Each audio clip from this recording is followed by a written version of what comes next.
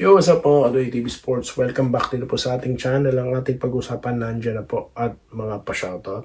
Pero bago po yan, ako po yung nagulat sa mga nangyari po dyan sa ating bansa.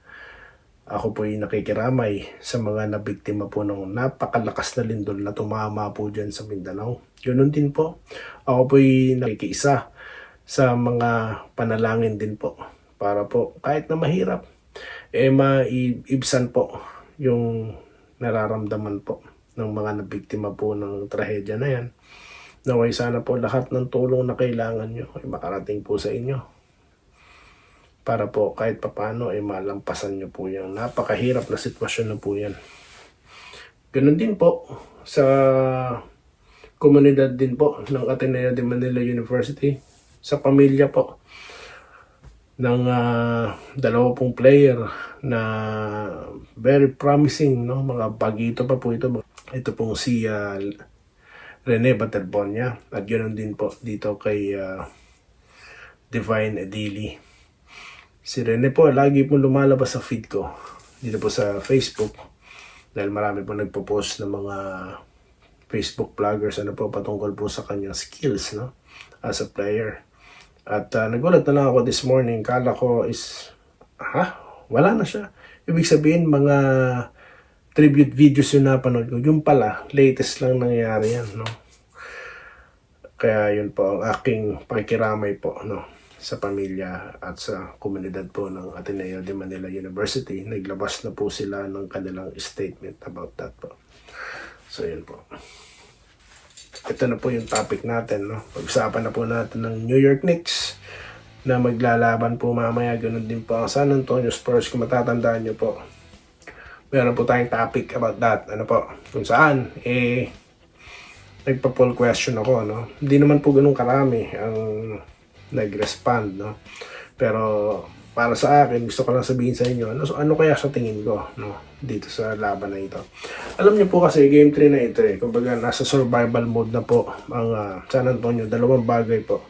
Yung hindi sana sila masweep at eventually, makabalik pa sa kanilang home court para naman po yung chances of championship, no? Tumaas para sa kanila. Kasi po, delikado na tong sitwasyon nila. Di po ba? At yan po ay yung campaign po na to survive is itong Game 3. Okay.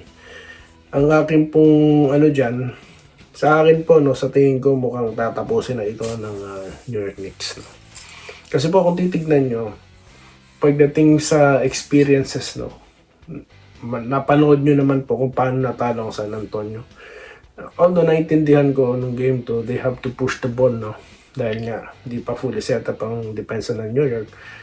Maybe they have the chance, no, or advantage. Yun nga lang, di po nakatingin si Castle dahilan po para ma-turn over, no, yung bola. So nawala po yung chance na yun na makuha yung pagkapanalo nila sa Game 2. At dito naman po sa New York, ang aking napansin dyan, no, nalamangan na sila di ba? Pero nakabalik sila. Kasi nga po, para sa akin, sa latag po ng plays, no, netong coach nila na never pa po na nalo ng championship. Parehas naman sila ni Mitch Johnson, pero pagdating po sa experience, malawak itong si Mike Brown, di ba? Dahil nag-champion siya as not a head coach, as a main man, kundi deputy or head coach ng Golden State Warriors, di po ba? At ganoon din po ng Cleveland Cavaliers. At sa San Antonio naman, ang ma-experience lang ng champion dyan is si Harrison Barnes. And so dito, kahit na po promising malalakas ang players ng San Antonio, pero na-outmatch po sila ng mga veterano. Veterano po ito mga players ng New York Knicks.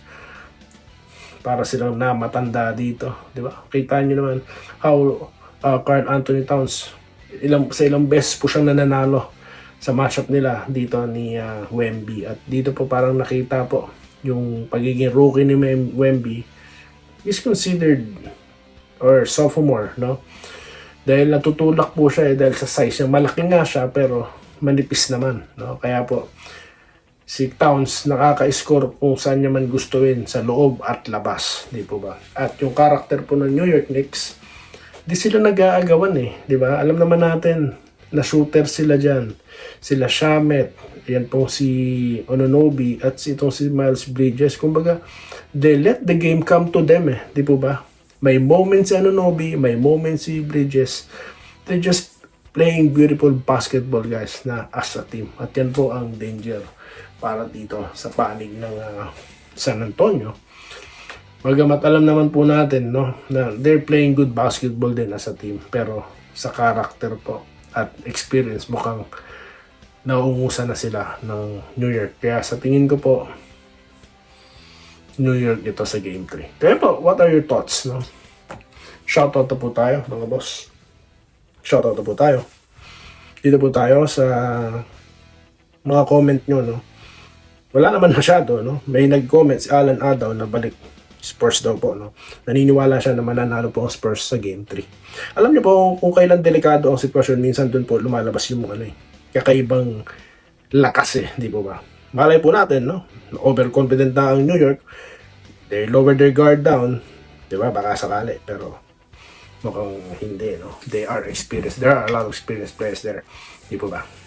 Alright. So, dito na tayo sa ating mga pa-shoutout, mga boss. Kay Sir Christian Arahan, no? Okay. May event po pala siya. Tsaka sila, second quarter pa lang.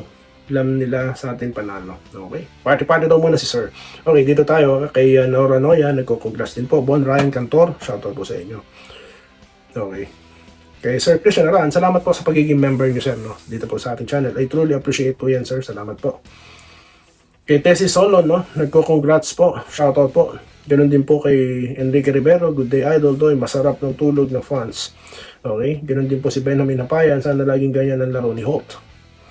Yes, hahanapin. Yan, ito naman po yung pagkapanalo naman ng Hinebra, no? Ito naman po mga comments nyo. Laban naman po yan sa TNT, no? Na pag-uusapan natin before the game nila, no? Yung ating prediction. Okay? Dito tayo kay Sir Clodoaldo Prasdilla. Good morning. Arnold Doy TV, congrats sa Hinebra dahil panalo naman sila sa Game 3. Tama ka, Doy. Nagtulong-tulong sila. Jonathan De Castro, good day, Idol Boss Doy. Sana diretso na. Huwag mahiyang tumira. Okay, pag-usapan po yan more, no, sa ating next content. Okay, dahil po puro Hinebra ang ating comment, itutuloy po natin yan, no? It's either live or regular content like this. Okay, so yan lang po muna guys ang ating topic for today's video, no? At yun po, comment lang po kayo dyan. What are your thoughts sa game between New York Knicks at ito pong San Antonio Spurs? Kanino kayo dyan? Comment na. Salamat po sa inyong lahat. Salamat po sa panonood.